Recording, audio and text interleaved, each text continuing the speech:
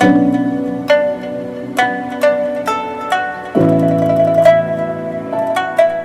Study के सभी विद्यार्थियों को आज के पाठ के प्रति स्वागत है।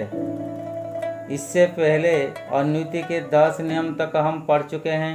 आज हम अनुति के बारे में चर्चा करेंगे। तो वाक्य में भिन्न भिन्न लिंगों के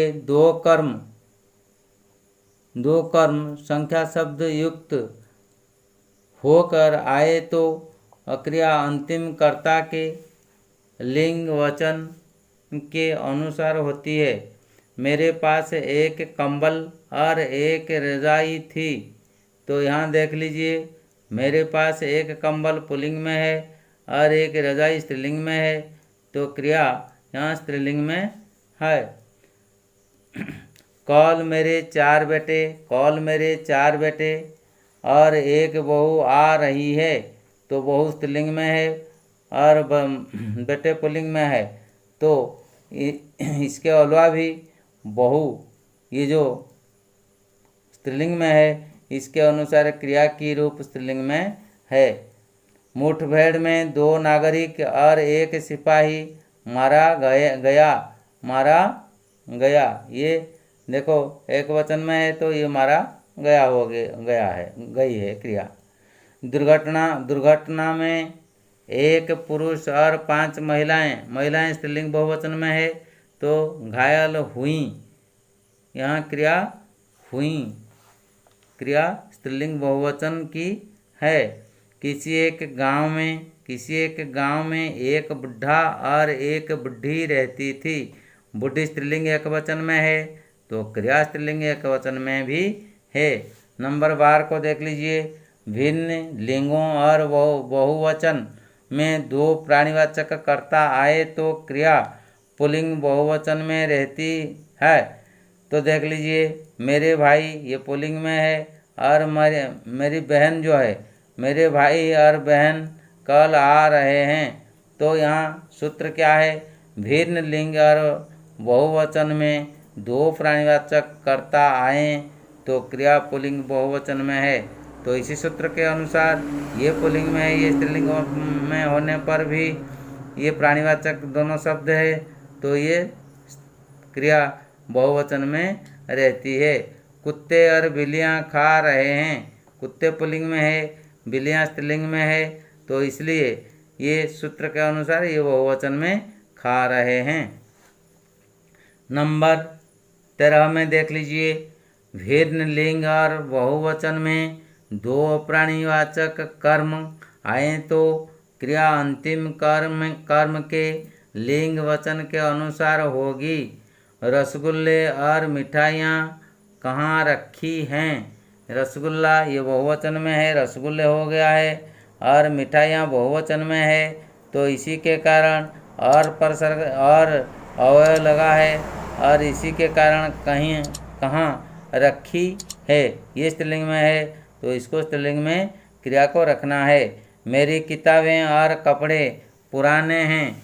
मेरी किताबें स्त्रीलिंग में है, कपड़े पुल्लिंग बहुवचन में है, तो पुराना जो विशेषण ये भी बहुवचन में है और पुल्लिंग में है, और क्रिया को हम लिखना है, बहुवचन में रखना है।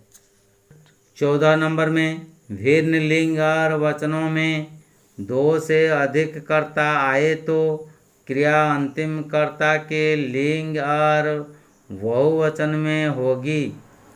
तो देख लीजिए उदाहरण को। एक बुढ़ा, 2 औरतें और 5 बच्चे जा रहे हैं। तो यहाँ बुढ़ा पुल्लिंग में है, औरत स्त्रीलिंग में है, ये एक वचन में है, ये बहुवचन में है, और 5 बच्चे ये बहुवचन में है और पुल्लिंग है, तो इसी के कारण क्रिया जा रहे हैं बहुवचन में है। दूसरी उदाहरण को देख लीजिए। ये दूसरा उदाहरण, एक बुढ़ा, 2 बच्चे और 4 औरतें जा रही हैं। ये एक वचन है, ये बहुवचन पुल्लिंग में है, ये एक वचन पुल्लिंग में है, लेकिन अंतिम छोर में ये क्या लिखा है? औरत। 4 औरतें तो बहुवचन में है, इसी के कारण क्रिया के रूप स्त्रीलिंग में और बहुवचन में है, स्त्रीलिंग बहुवचन में रहेगी। 15 नंबर में देखो, दो कर्ता या के साथ आएँ, दो कर्ता या के साथ आएँ तो क्रिया अंतिम कर्ता के लिंग वचन के अनुसार होगी। देख लीजिए ध्यान से उदाहरण को। बैल या गायें, बैल पुल्लिंग एक वचन में है, गाय स्त्रीलिंग में बहुवचन में है, तो यहाँ क्रिया स्त्रीलिंग में है। बैल या गायें खरीदी गई, तो ये बहुवचन या लगने के कारण ये बहुवचन में यदि है तो ये क्रिया स्त्रीलिंग में आएगी। गायें या बैल खरीदे गए, ये गायें बहुवचन में है, स्त्रीलिंग में है, या बैल पुल्लिंग बहुवचन में है, तो इसलिए खरीदे गए। लीची या संतरा, लीची या संतरा खरीदा गया, लीची स्त्रीलिंग में है, संतरा पुल्लिंग में है, और यहाँ क्रिया पुल्लिंग एक वचन में है। संतरा या लीची खरीदी गई, संतरा पुल्लिंग में है एक वचन में, लीची स्त्रीलिंग में है, तो क्रिया स्त्रीलिंग एक वचन में है, खरीदी गई। 16 नंबर में देख लीजिए, वाक्य में कर्ता परसर्ग युक्त हो और एक वचनांत भिन्न लिंगों के दो कर्म के बाद दो कर्म के बीच या होता तो क्रिया अंतिम कर्म के लिंग वचन के अनुसार होगी। देख लीजिए उदाहरण को। उसने कोयल या कौवा देखा, उसने कोयल या कौवा देखा, ये स्त्रीलिंग में है, सर्वदा ये कोयल सर्वदा स्त्रीलिंग में है। उसका उसने कोयल या कौवा देखा, कौवा पुल्लिंग में है तो कौवा सर्वदा पुल्लिंग में है, तो कोयल या कौवा देखा ये एक वचन में है, तो क्रिया एक वचन में है। उसने कौवा या कोयल देखी, इसी में देख लो ये दोनों में कोई परसर्ग नहीं लगा है, इसके साथ नहीं लगा है और उसके साथ नहीं लगा है, इसी के कारण या जोड़ा गया है, तो कर्ता क्रिया की रूप ये कर्म के अनुसार होती है। कोयल पुल्लिंग में, कोयल स्त्रीलिंग में है, तो इसलिए वह देखी हो गई है क्रिया। राधा ने घड़ी या रेडियो खरीदा, घड़ी स्त्रीलिंग में है, रेडियो पुल्लिंग में है, तो इसलिए क्रिया पुल्लिंग में है। नंबर 17 में, वाक्य में कर्ता परसर्ग युक्त हो और भिन्न भिन्न लिंगों वचनों में अप्राणीवाचक कर्म आए तो क्रिया अंतिम कर्म के लिंग वचन के अनुसार होगी। जैसे उसने केले और लीचियाँ बेची, तो यहाँ देखो कर्ता परसर्ग युक्त और भिन्न भिन्न लिंगों वचनों में अप्राणीवाचक कर्म आए तो क्रिया के अंतिम कर्म के लिंग वचन के अनुसार होगी। उसने केले और लीचियाँ बेची, तो केले पुल्लिंग में है, लीचियाँ स्त्रीलिंग में है, तो ये लीचियाँ के अनुसार ये बेची क्रिया होती है। स्त्रीलिंग बहुवचन में ये हो गई है, ये बहुवचन में है तो ये बहुवचन में, ये स्त्रीलिंग में है तो ये स्त्रीलिंग में है, तो इसलिए स्त्रीलिंग बहुवचन में हो गई है क्रिया। उसने लीचियाँ और केले बेचे, लीचियाँ स्त्रीलिंग में है और लगा है, केले बहुवचन पुल्लिंग में है, केला से केले हो गया है, इसी के कारण ये बेचे क्रिया बेचे पुल्लिंग बहुवचन में है। उसने दही ये पुल्लिंग में है और रोटी स्त्रीलिंग में है, उसने दही और रोटी खाई, ये रोटी स्त्रीलिंग में है, इसी के कारण क्रिया स्त्रीलिंग एक वचन में है। 18 नंबर को देख लीजिए।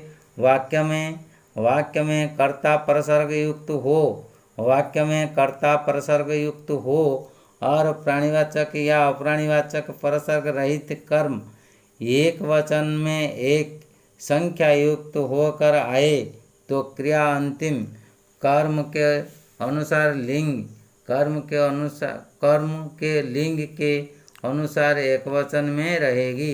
देखो यहाँ कैसे हैं, उदाहरण को देख लीजिए। उसने एक घोड़ा, ये पुल्लिंग में है, उसने एक घोड़ा और एक बैल बेचा, तो एक बैल पुल्लिंग में है, तो यहाँ क्रिया पुल्लिंग एकवचन में है।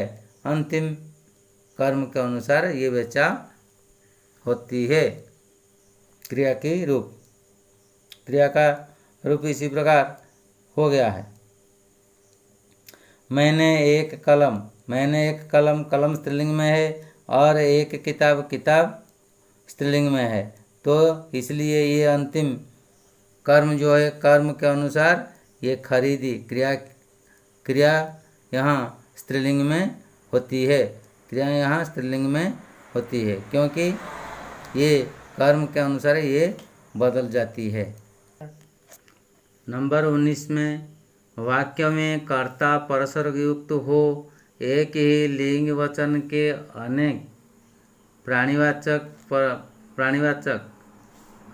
परसर्ग रहित कर्म आए तो क्रिया उसी लिंग में तथा बहुवचन में होगी। जैसे देख लीजिए, मैंने गाय और भैंस देखी, मैंने गाय और भैंस देखी।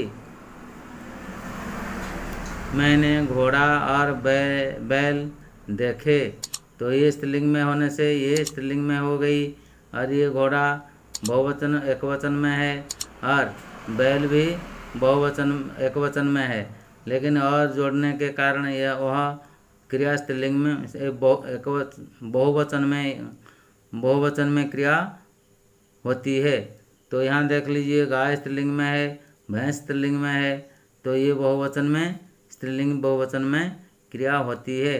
तो मैंने गाय और भैंस देखी। नीचे देखो, मैंने घोड़ा और बैल देखे, ये बहुवचन में है, ये दोनों पुल्लिंग में है, तो इसलिए ये पुल्लिंग बहुवचन में है। ये दोनों स्त्रीलिंग में एकवचन में है, तो ये बहुवचन में क्रिया होती है। 20 नंबर में देखो, एकाधिक भिन्न पुरुषवाचक सर्वनाम कर्ता के रूप में आए तो क्रिया का रूप प्रथम कर्ता के अनुसार बहुवचन में होता है। तो देख लीजिए, मैं और तुम, ये पुरुषवाचक सर्वनाम उत्तम पुरुष एकवचन में है, तुम ये मध्यम पुरुष बहुवचन में है। मैं और तुम जाएंगे, मैं और तुम जाएंगे।